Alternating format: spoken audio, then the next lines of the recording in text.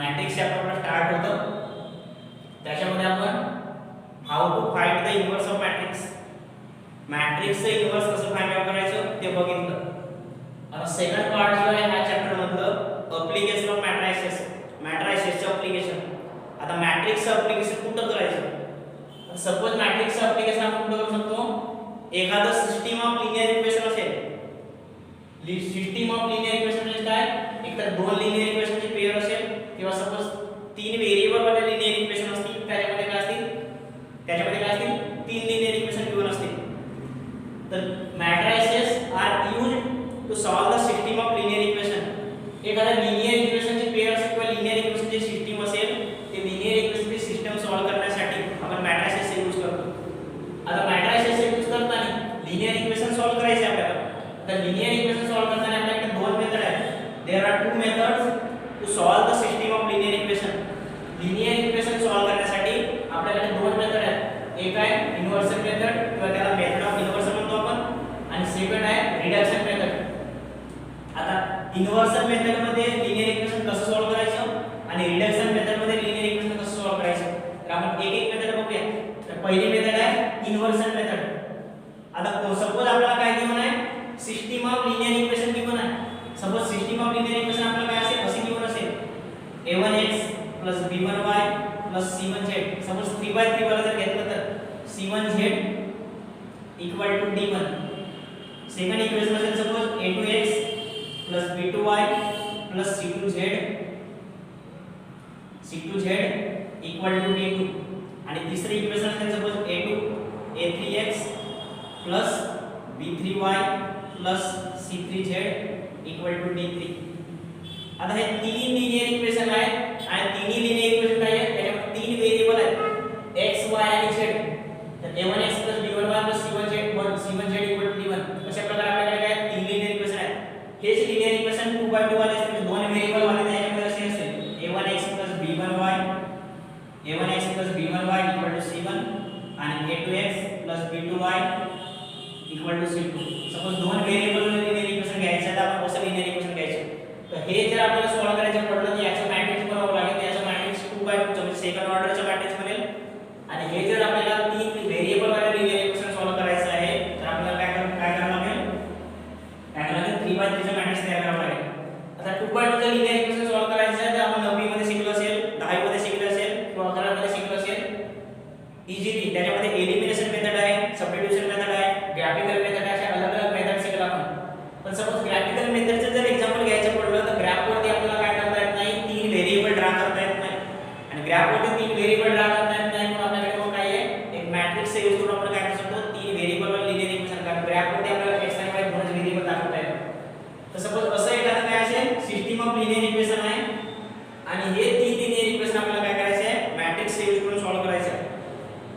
तर तीन linear equation जे गिवन आहे याच्यावरून काय करायचं? तीन मॅट्रिक्स बनवायचे. एक मॅट्रिक्स बनवलं सपोज A, ज्याला म्हणतो आपण कोएफिशिएंट मॅट्रिक्स. आता कोएफिशिएंट मॅट्रिक्स म्हणजे काय? A मॅट्रिक्स मध्ये फक्त काय करायचे? त्या लिनियर इक्वेशनचे कोएफिशिएंट लिहायचे x y z चे.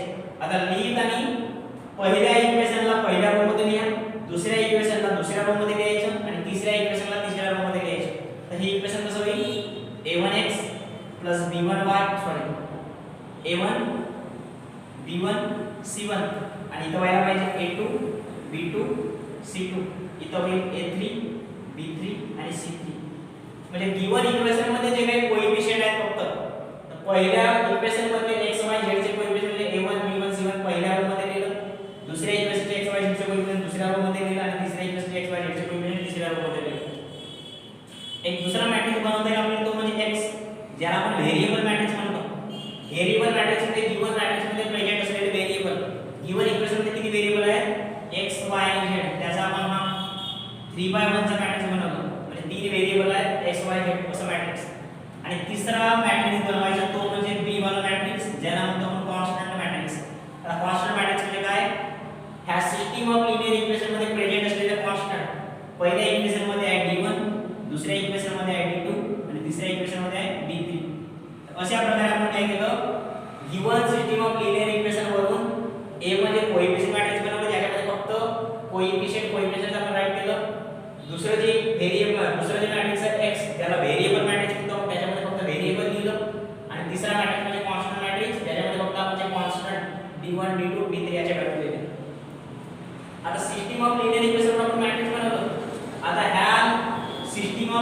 डेरिव्हेशनला काय करायचं मॅट्रिक्स फॉर्म मध्ये लिहायचं आणि मॅट्रिक्स फॉर्म मध्ये लिहिताना आपण सपोज असं लिहिलं ax b आता ax b असं लिहिल्यानंतर काय कराल जसं मेथडचं नावच आहे युनिव्हर्सल मेथडचं नाव आहे युनिव्हर्सल मेथड तर काय करायचं हे जे काही इक्वेशन मिळालं म्हणजे गिवन इक्वेशन जे गिवन मॅट्रिक्स आहे आपण मॅट्रिक्स फॉर्म मध्ये लिहिलं ax आणि b आता ह्या इक्वेशनला काय करायचं a इन्व्हर्स ने मल्टिप्लाय करायचं जसं मेथडचं नावच युनिव्हर्सल मेथड आहे तर ह्या मॅट्रिक्स मध्ये आपल्याला इन्व्हर्स काढावं लागेल हे जे काही a मॅट्रिक्स आहे a मॅट्रिक्सचा इन्व्हर्स काढावं लागेल आणि ते व्हॅल्यू नंतर पुट करावं लागेल पण त्याच्या आधी जे गिवन मॅट्रिक्स आहे याला काय करा a इन्व्हर्स ने दोन्ही साइडला मल्टिप्लाय करा a ax a inverse b असं होईल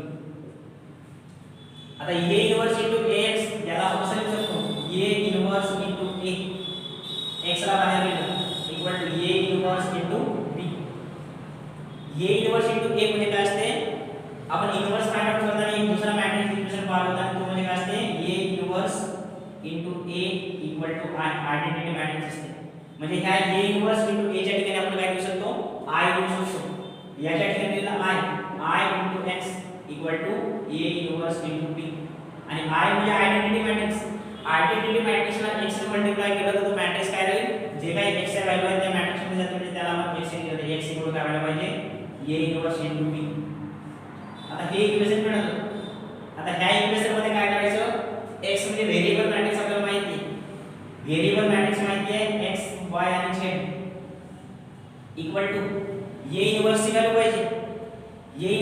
पाहिजे तर आपल्याकडे जो आपण जो a वाला मॅट्रिक्स बनवलं होतं मग 2/2 चा असो किंवा 3/3 चा असो आता a वाला मॅट्रिक्सचं इन्व्हर्स आपल्याला फाइंड आउट करावं लागेल क्वेश्चन थोडंसं काय आहे लेंथी आहे थोडंसं आपल्याला काय करावं लागेल म्हणजे आपण इन्व्हर्सच आधी फाइंड आउट केलं होतं आता इन्व्हर्स काढून ती वाली व्हॅल्यू इथं पुट करावं लागेल हे जे काही इक्वेशन मिळालं आपल्याला याच्यामध्ये पुट करायचं आणि दोन मॅट्रिक्सचं मल्टिप्लिकेशन करायचं तर a मॅट्रिक्सचं इन्व्हर्स काढताना आपण दोन मेथड शिकल्या एक एलिमेंटरी ट्रान्सफॉर्मेशन आणि एक ऍडजॉइंट मेथड मग एलिमेंटरी ट्रान्सफॉर्मेशन काढा किंवा ऍडजॉइंट मेथडला काढा कोणत्याही मेथडला काढलं तरी चालेल एकदा a इन्व्हर्स ची व्हॅल्यू मिळाली की a इन्व्हर्स ची व्हॅल्यू याच्यामध्ये पुट करायचं आणि दोन्ही मग सपोज a इन्व्हर्स ची व्हॅल्यू काहीतरी मिळाली ती a इन्व्हर्स ची व्हॅल्यू याच्यामध्ये पुट केला आपण आणि b वाला मॅट्रिक्स म्हणजे कोणता होता आपला हा d1 d2 d3 होता आपल्याला व्हॅल्यू पाहिजे variable matrix x y z ची नंतर काय करायचं ह्या दोन मॅट्रिक्सचं मल्टिप्लिकेशन करायचं म्हणजे a इन्व्हर्स ची काही व्हॅल्यू आहे तो एक मॅट्रिक्स आणि या कॉन्स्टंट वाला मॅट्रिक्स मध्ये एक d1 d2 d3 याचं जेव्हा मल्टिप्लिकेशन केलं तर सपोज आपल्याला सपोज काय मिळालं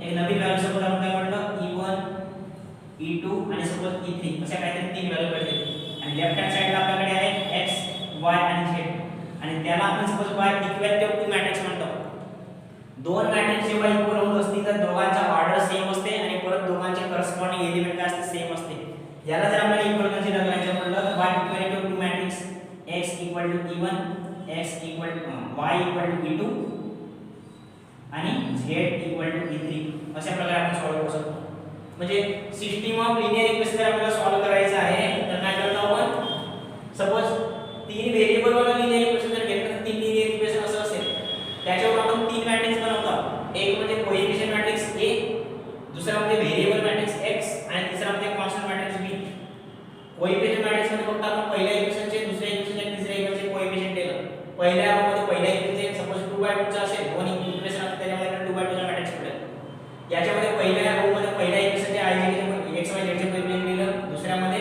दुसऱ्याचे x y z चे कोएफिशिएंट तिसऱ्या रो मध्ये तिसऱ्या इक्वेशनचे x y z चे कोएफिशिएंट दिलं मग याला मॅट्रिक्स फॉर्म मध्ये लिहा मॅट्रिक्स फॉर्म मध्ये लिहिताना ax b असं लिहिलं आपण आता जसं मेथडचं रिडक्शन मेथड मध्ये लिहायचं म्हणजे तिथपर्यंत मेथड सेम असेल मग आपल्याला इन्व्हर्सन मेथड मध्ये काढायचं म्हटलं तर इन्व्हर्सन मेथड पाहतो आपण हे जे काही मॅट्रिक्स फॉर्म आहे याच्या दोन्ही साइडला a इन्व्हर्स ने मल्टिप्लाय करायचं a इन्व्हर्स ने लेफ्ट साइडला मल्टिप्लाय केलं a इन्व्हर्स ने राइट साइडला मल्टिप्लाय केलं a इन्व्हर्स a आता हा ब्रॅकेटला आपण स्प्लिट करू शकतो असोसिएटिव्ह ला जर म्हणतो आपण a इन्व्हर्स a आणि x ला बाहेर ठेवलं इकडे राइट साइडला a इन्व्हर्स b आहे आता a इन्व्हर्स a म्हणजे आयडेंटिटी मॅट्रिक्स मध्ये i त्याला रिप्लेस केला आपण i x a inverse b आता x ची जर व्हॅल्यू आपल्याला आयडेंटिटी मॅट्रिक्सला कोणत्याही एखाद्या नंबरने बनवलं कारण आयडेंटिटी मॅट्रिक्स मध्ये डायगोनलची सर्व युनिटी असते identity matrix multiply by anything म्हणजे आयडेंटिटी मॅट्रिक्सला x ने मल्टिप्लाय केला i x म्हणजे x सपोज तर हे उलट a इन्व्हर्स b आता x म्हणजे कशाची व्हेरिएबल वाला मॅट्रिक्स होता ज्याची व्हॅल्यू आपल्याला काढायची आहे x y z च्या a इन्व्हर्स आता लिनियर इक्वेशन वरून आपण काय केलं होतं कोएफिशिएंट मॅट्रिक्स बनवलं होतं ज्याला नाव दिलं आपण कॅपिटल ए. आता ए चं इन्व्हर्स म्हणजे ए इन्व्हर्स. तर ह्या मॅट्रिक्सला कन्सिडर करून मेथड कोणती यूज करा. एक तर ऍडजॉइंट मेथड लिहा प्रोसेसिंग मध्ये किंवा एलिमेंटरी ट्रान्सफॉर्मेशन कोणतीही मेथड यूज करायची आणि जो गिवन मॅट्रिक्स बनवला आपण कोएफिशिएंट मॅट्रिक्स त्या कोएफिशिएंट मॅट्रिक्सचं इन्व्हर्स काढायचं आणि ती इन्व्हर्स व्हॅल्यू याच्यामध्ये पुट केली. बी मध्ये काय होता कॉन्स्टंट मॅट्रिक्स होता हा d1 d2 d3 वाला. मग हा ए इन्व्हर्स वाला आणि बी वाला दोन मॅट्रिक्सचं मल्टिप्लाय करा. सपोज आपल्याला असा एक नवीन मॅट्रिक्स मिळेल सपोज त्याला म्हटलं आपण e1 e2 आणि e3. इकडे लेफ्ट हँड साइडला x y z by equality of two matrix दोन मॅट्रिक्स इक्वल होत असतील तर दोघांचे करस्पॉन्डिंग एलिमेंट इक्वल होते म्हणजे x याच्या करस्पॉन्डिंग आहे y याच्या करस्पॉन्डिंग आणि z याच्या करस्पॉन्डिंग. म्हणून by equality of two matrix x e1 व्हायला पाहिजे y e2 आणि z e3. अशा प्रकारे आपण जाणू शकतो कोणतेही system of linear equation inverse मेथडला काय करू शकतो सॉल्व्ह करू शकतो.